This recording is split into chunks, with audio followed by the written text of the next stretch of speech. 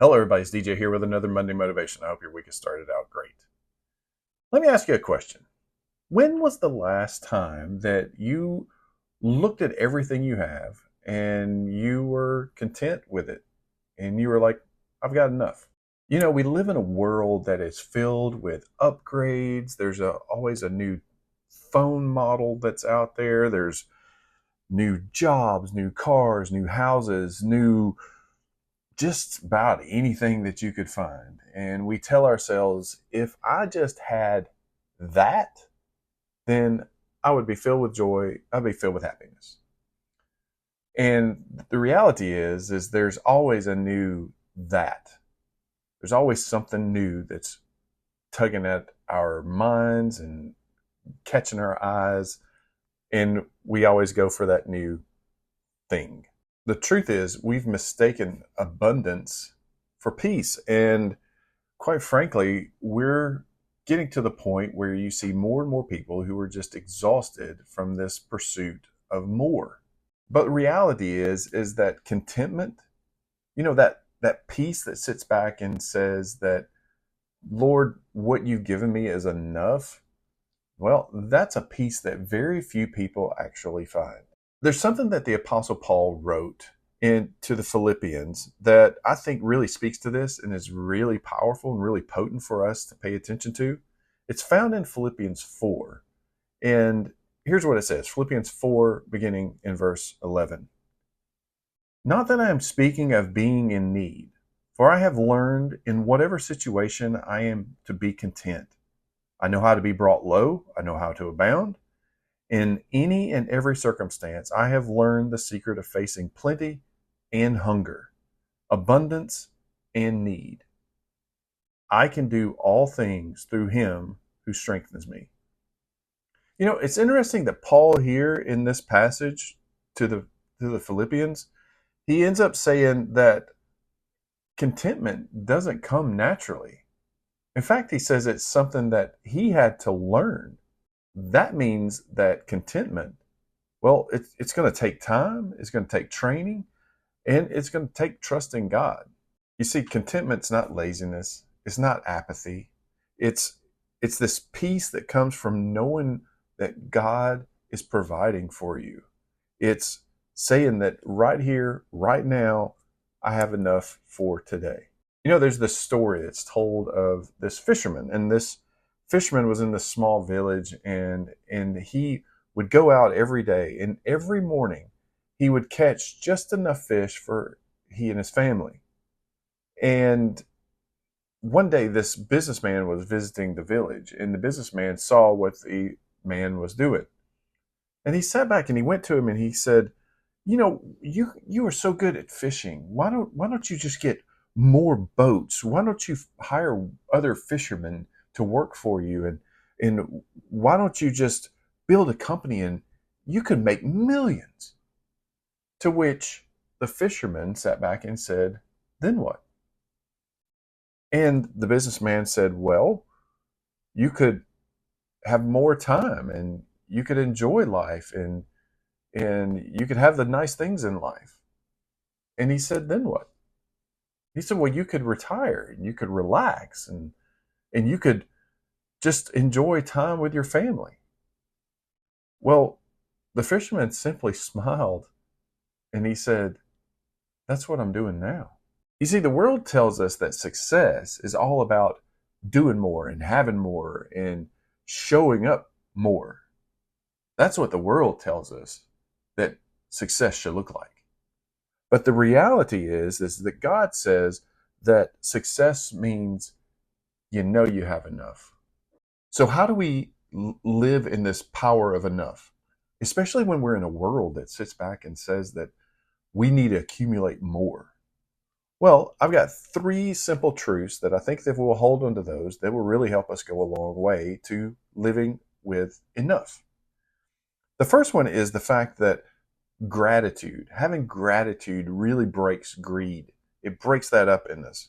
You know, if we take time every single day to thank God for what we have and to start to realize just how much God has given us, that's going to keep us away from greed. And in fact, Paul tells young Timothy that in 1 Timothy chapter 6, verses 6 through 8, when he says, "But godliness with contentment is great gain. For we brought nothing into the world, and we can't take anything out of the world. But if we have food and clothing, these we shall be content." If we have food and clothing. What if tomorrow you woke up with only the things that you actually thank God for? How much would you have? I have gotten something recently that I'm going to see if this works for me, but it is actually a gratitude journal. And I'm not really big into journaling or anything. It's not something I've ever really done very much, but I heard of this idea of having a gratitude journal where every single day you write down things that you are grateful for. And there's one rule. And the rule is that you can't repeat anything. So you can't have 365 days of, "I'm thankful for my family, I'm thankful for my job, I'm thankful for health," that sort of stuff. You can't repeat it ever. And to do that for an entire year of never ever repeating one of the things that you've already written down as being grateful for, and see if you can go the entire year with having something that you're grateful for every day. I think it's a great challenge. I would encourage you to do it. This gratitude journal wasn't very expensive. You can find it on Amazon or whatever. And I really think that that's something that we ought to do to be more grateful. The second thing that I think we need to look at is the fact that comparison actually kills contentment. You just simply can't be content while you're comparing yourself to somebody else or what somebody else has. And one of the things that social media has really done to us is really made us in this mindset of comparing ourselves to other people. We want what somebody else is doing. We want to look the way somebody else looks. We want to dress the way somebody else dresses. We want that thing that somebody else has that we think is really cool. And we do all those kind of things. And it just gets us in this mode of wanting more and more and more and not being content with what we have. I'm kind of familiar with a Sheryl Crow song, "I'm Gonna Soak Up the Sun." And in that song, she says, there's a lyric in there that I really, really love that says, "It's not having what you want, it's wanting what you have." And that's an unbelievable truth that we need to really want what we already have.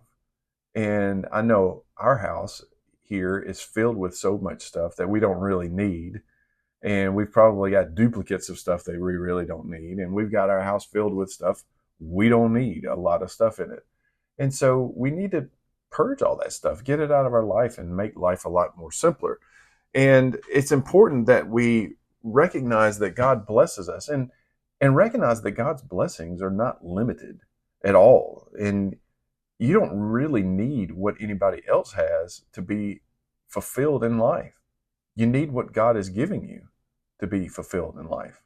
That's enough. And then finally, I think enough is found in Christ, not more stuff.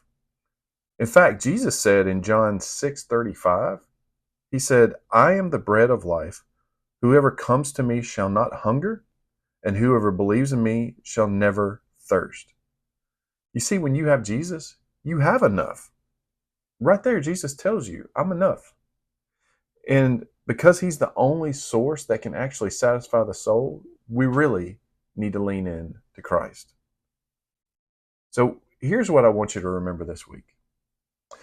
It's the fact that contentment isn't found in what you achieve, but it's found in who you trust. And our trust has to be put into God. Our trust has to be put into Christ because he is enough. You can chase more or rest in enough, because chasing more is just exhausting. In resting in the fact that we have enough and being content, that is peaceful. The reality is you can't do both. You're going to have to pick one or the other. Pick the right one. Really, peace comes when we stop comparing ourselves to other people, when we start looking at what other people have and just being content with our little plot in this world, with what God has given us. Maybe he's given you and blessed you with a lot. Wonderful. I'm not saying there's anything wrong with having a lot. I'm just telling you, you need to be content with what you've got. And if God hasn't given you a lot, be content with that. It's okay. You don't have to keep up with anybody. I want you to take a breath today. As you're listening to this, just take a breath. You don't even have to buy a gratitude journal, but look around you and see what God has given you.